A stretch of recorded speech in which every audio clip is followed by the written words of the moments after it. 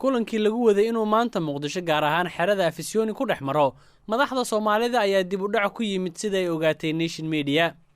dib u dhacan waxa uu salka ku hayaa socdaalka madaxweynaha Galmudug oo uga ambabaxay magaalada Dhuusamareeb ee xarunta maamulkiisa. Axmed Cabdi Kaariye Qoorqoor ayaa shalay u duulay Dhuusamareeb si uu u soo cusboonaysiisto muddada dastuurka maamulkaasi u ogolaanayo inuu deegaanadaasi ka maqnaado oo ah 45 cisho.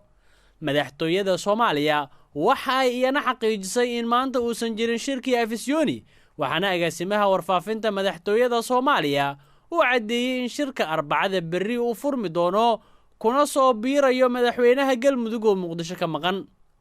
dhanka kale Qoorqoor waxaa lagu dhaliilay caqabada ugu weyn ee shirka u socda dawladda federaalka iyo maamulada kaasoo xal loogu goobayay ismariwaaga ka taagan qabsoomida doorashooyinka.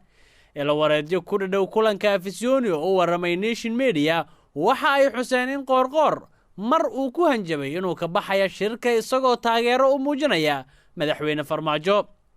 shirka Afisyooni oo 2 maalmood horay u qabsoomay ayaanan miro dhalin weli, ka qaybgalayaasha waxa ay isfaham buuxa ka gaari waayeen qodobada xudunta u ah khilaafka ee u baahan in ajandaha lagu daro.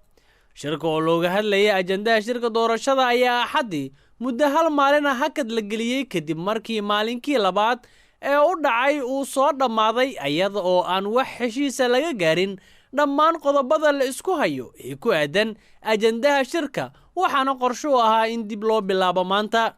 wararka waxa ay sheegayaan in madaxweyne Farmaajo intii uu socday kulamadii u dambeeyay diiday dhammaan qodobadii ay wateen Axmed Madoobe iyo Siciid Dane, kuwaas oo ay doonayeen in ajandaha shirka wadatashiga lagu soo daro, taasi oo keentay ismarwaaga taagan.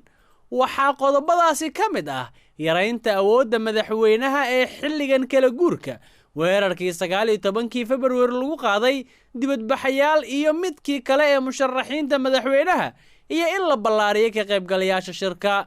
Cabshakuur Maxamed Maxamuud, warbaahinta Nation, Muqdisho.